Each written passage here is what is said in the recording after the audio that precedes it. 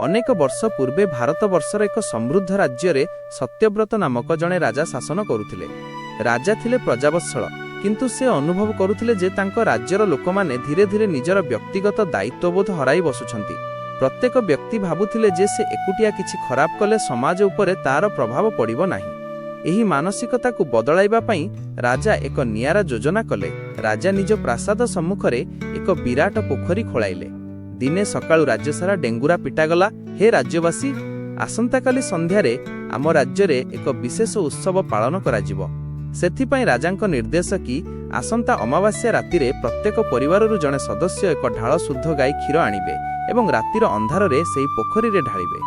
आमे देखिबाकू चाहूछु जे सकाळ हेबा बेलकू पोखरीटी क्षीर रे केमिति शुभ्र देखा जाउछि। राजा एहा मध्य कहिले जे केही काहा सहित कथा हेबे नाही किंबा केही काहार ढाळ भितरकू चाहिबे नाही। राज्य रे राघव नामक जणे व्यक्ति रहुथिले।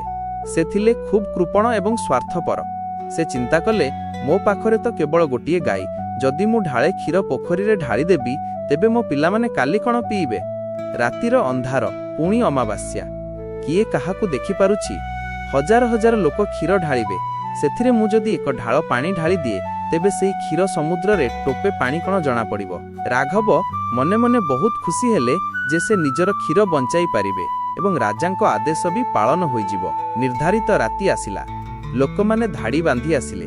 प्रत्येकंको हातरे एक एक ढाळ। समस्ते चुपचाप पोखरी पाखकू जाउथिले एवं निज ढाळर जिनिस पोखरी रे ढाळी देई शीघ्र घरकू फेरी जाउथिले। राघव मध्य खूब संतर्पण एक ढाळ पानी नहीं पोखरी रे ढाळी देई आरामरे सोइबाकू गले। से भाबुथिले, मु केडे चतुर। सकाळ हेला। सूर्यंक प्रथम किरण पोखरी उपरे पड़िला। राजा, मंत्री एवं समस्तंक प्रजा सेही अद्भुत क्षीर पोखरी देखिबा पई जमा हेले। राजा खुशी रे पोखरी निकटकू गले, किंतु सेठारे पहुंचिबा क्षणी समस्तंक पाटी बंद होई गला। पोखरी रे क्षीरर एक बुंदा भी नथिला। पोखरीटी संपूर्ण रूपे केवल पानी रे भर्ती होई रहिथिला। राजा मंत्री को चाहिले। मंत्री मुंड नुआई कहिले, महाराज, एहार अर्थ हेउछि राज्यर प्रत्येक व्यक्ति सेही गोटे कथा चिंता करिसंती जहा राघव चिंता करिथिला। समस्ते भाबिले जे मु केवल जणे पानी देले केही जानि परिबे नाही, बाकी समस्ते तो क्षीर देबे। एही परि भाबरे समस्ते केवल पानी ही ढालिले। राजा प्रजामानंकु संबोधन करी कहिले, मोर प्रिय प्रजागण, आजि एही पोखरी केवल पानी रे नुहे, बरं आपणमानंक स्वार्थपरता और दायित्वहीनतारे भर्ती होइछि। जदि आपणमाने भाबुछंती जे आपणकर गोटिए छोट भूल किछि प्रभाव पकाइबो नाही, तेबे देखंतु आजि कोण हेला। जदि समाजर प्रतिटी व्यक्ति निज काम को अन्य उपरे लदी देबे तेबे देश केबे भी आगकू बढ़ी पारिबो नाही। लोकमाने निजर भूल बुझी पारिले एवं लज्जारे समस्तंक मुंड तळकू होइगला। सेही दिन ठारू सेमाने प्रतिज्ञा कले जे सेमाने निजर दायित्व सठिक भाबे निभाइबे। एही कहानीरू आमे कोण सिखिले?